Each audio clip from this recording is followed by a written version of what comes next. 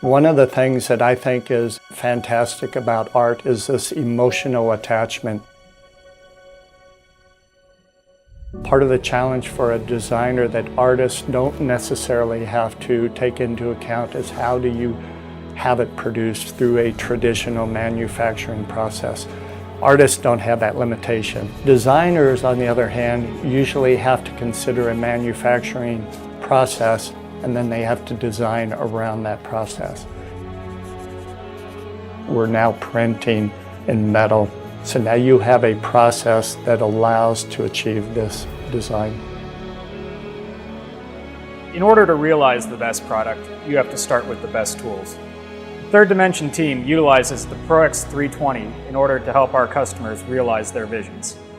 The first step in the process is the customer delivers a CAD file to our engineering team. Our engineering team then uses their experience and skills to design a set of support structures in order to realize the final product. This file is then loaded into the DMP equipment where the faucet is grown. This is accomplished by using a very high-power laser to microweld where we want geometry to form.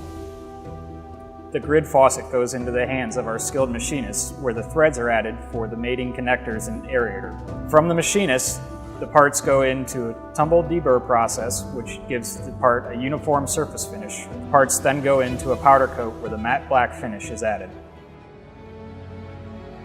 We have a design that's a cube, but it's just the outline of a cube. Well, how do you produce that? How do you move water through the outline of a geometric form?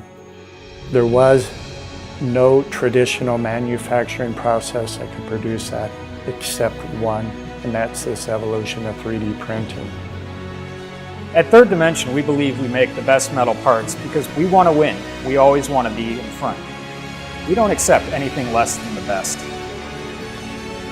This design was approached to accomplish this minimalism, and 3D printing allowed us to do it, and that's the big difference.